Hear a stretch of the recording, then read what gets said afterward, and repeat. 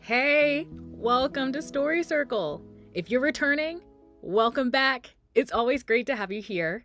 And if you're new, hi, my name is Celeste. Here on Story Circle, I get to read your stories. If you ever have a story that you want to share, check in the description on how you can share your story. I'd love to read it. Before we jump into today's episode, I want to give a huge shout out to Guy A. Sims, an author to many of the stories that we already have here on this channel. Thank you, Guy, for always sharing your stories, and I hope you have a great birthday. And now, let's get to our story. Say, do you believe in giants? Well, Guy A. Sims, our Philadelphia-based author and birthday boy, writes a story about a mean old giant who stomps through the foothills of the land. He also writes about how two twin boys stand up to the giant. Thanks, Guy, for your story. So, sit down. Do I have a story for you? Today, we're going to read The Turnbucket Twins from Rife Powers and Other Too Tall Tales by Guy A. Sims.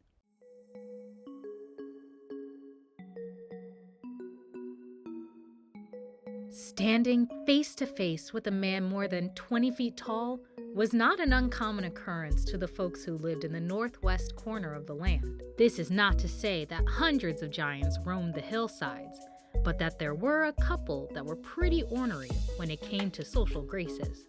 Many a time, folk woke up to find cattle, horses, or even entire chicken coops missing. If it weren't for the fact that the giants were especially strong and mean, most folk wouldn't stand for their nonsense, but since they were, most folks did. Blowhard Brunson was one such giant. Since his childhood, he spent most of his days terrorizing and tormenting the countryside. If he saw a cow that he wanted for lunch, he just took it. If he was thirsty, he would pull an entire well out of the ground and satisfy himself. Unlike most giants, he did offer the folk he terrified a sporting chance. If they could prove themselves better than him, he would leave them in peace. This sounded all well and good, but no one could ever best him in anything. Blowhard knew this and enjoyed being the meanest giant in the land. One afternoon, Blowhard was walking across a small hill when he saw off in the distance the wisp of smoke from an old cottage's chimney. Listening to his stomach growl, Blowhard decided to see what he could eat. As he got closer, he could see a pen chocked full of fat hogs. Blowhard smiled as he reached over and grabbed 2 hogs in each hand. "You set those hogs back on the ground." Blowhard turned to see who was brave enough to yell at him, much less tell him what to do. He laughed to see an old lady waving a broom wildly over her head. "Go somewhere, Granny. Can't you see I'm about to enjoy myself this here lunch?" Blowhard slammed his hands down on the ground, which caused the old lady to fall. Blowhard laughed even harder. "You should be ashamed of yourself to treat an old lady like this." The old lady picked herself up and threw her broom at Blowhard, hitting him on the arm.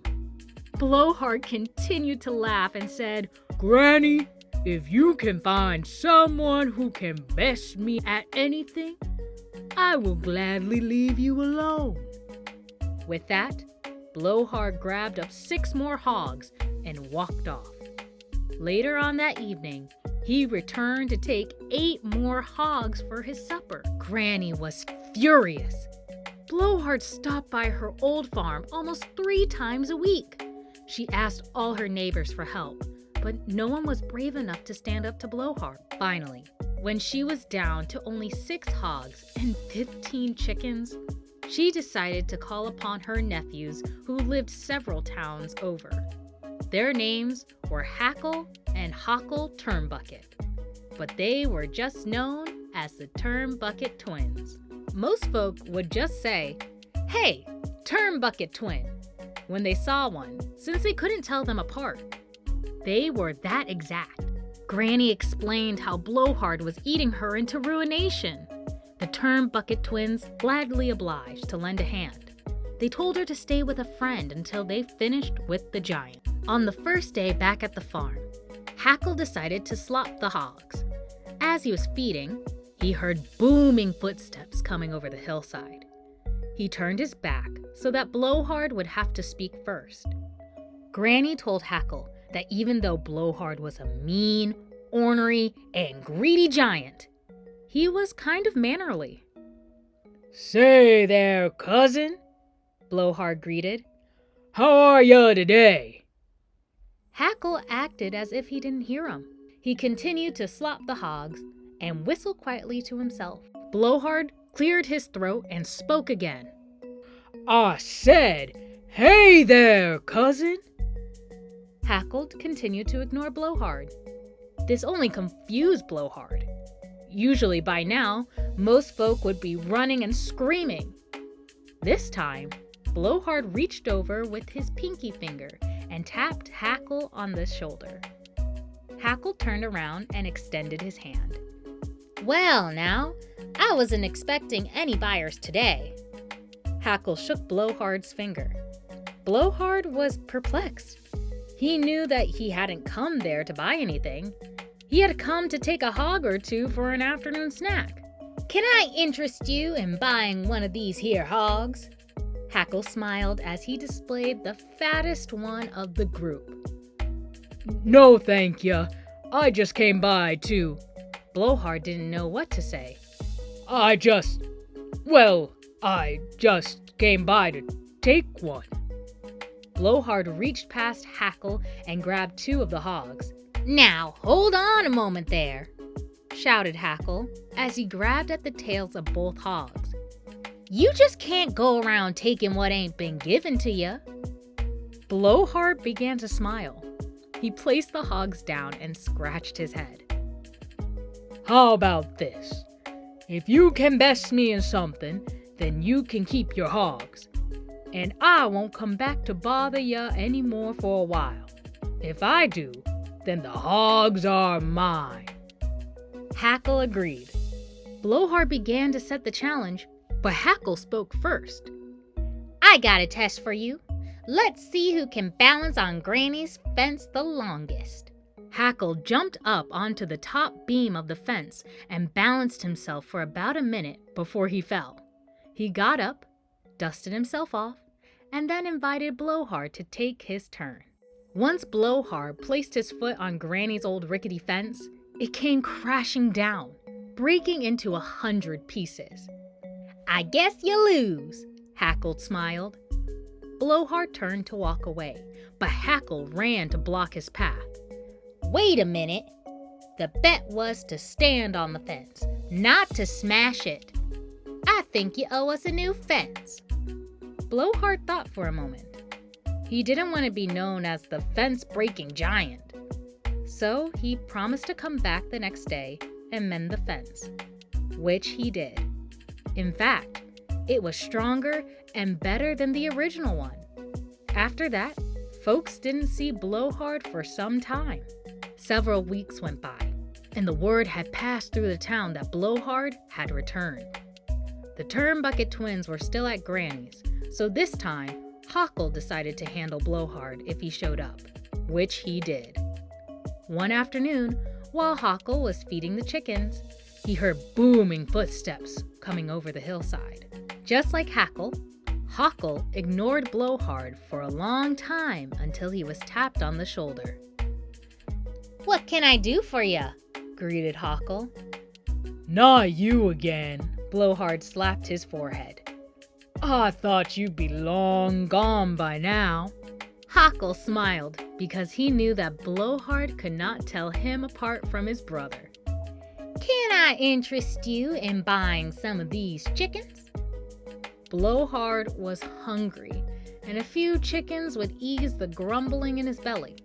He was about to grab a handful of chickens when Hockle blocked his path. Blowhard scratched his head for a moment, then said, "How about this? If you can best me in something, then you can keep your chickens, and I won't come back to bother ya. If I do, then the chickens are mine." Hockle agreed. Blowhard began to set the challenge, but Hockle spoke first. "I bet I can climb to the roof of Granny's cottage faster than you. We'll take turns, and I'll go first." In a matter of minutes, Hockle climbed the side of the cottage and soon reached the roof.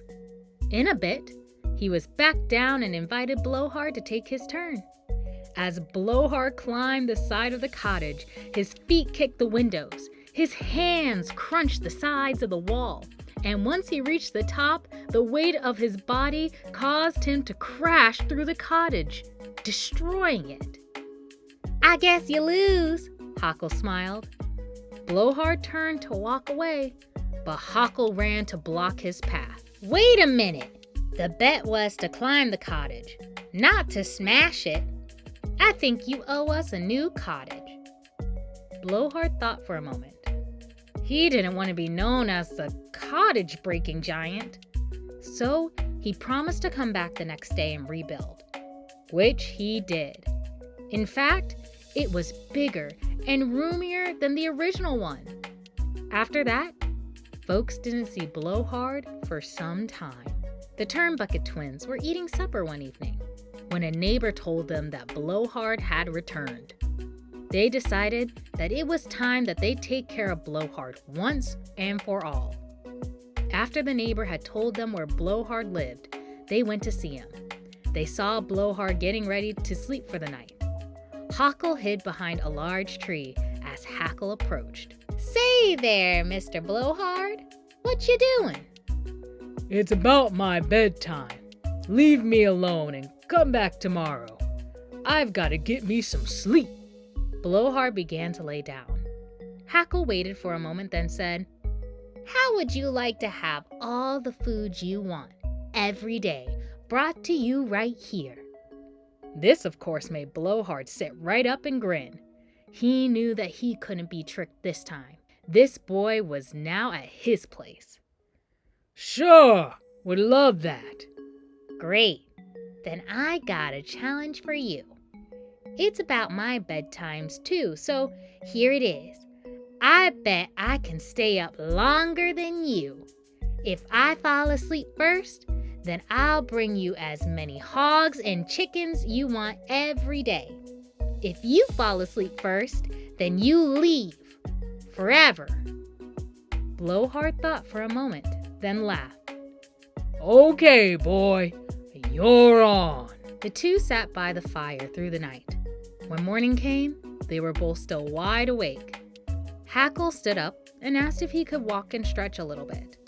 Blowhard said it was all right, but not to go too far. Hackle walked around to the large tree where Hockle was fast asleep and woke him up. They traded places. Hackle went to sleep, and Hockle returned and sat down next to the fire. They did this for 5 days. On the 6th day, Blowhard was overcome by sleep and fell face first onto the ground. 2 days later, when he woke up, he stood and walked north, never to be seen again. The Turnbucket Twins returned to Granny's cottage and were treated to a grand meal before returning to their town. For as long as they lived, they heard neither a word nor story about the whereabouts of old Blowhard Brunson. Rumor traveled around that Blowhard was so embarrassed by his loss that he hid out in the forests of the north, got rid of his clothes, and allowed his hair to grow shaggy so that no one would recognize him. Whenever someone was missing a cow or a hog, in the back of their mind, they might just be thinking it was Blowhard Brunson. The end. You know, the next time I need a problem solved, I'm definitely gonna call the Turnbucket Twins because they have some great ideas. Thanks, Guy, for sharing your story. I also want to give another shout out to C.E.A.S, who provided the music for today's episode. This by far is one of my favorite songs he's created for us. If you like the music just as much as I do, check out the description for how you can hear more of C.E.A.S music. Thanks, C.E.A.S. Well, that's all I have for today. Join us next time on Story Circle to hear more of your stories.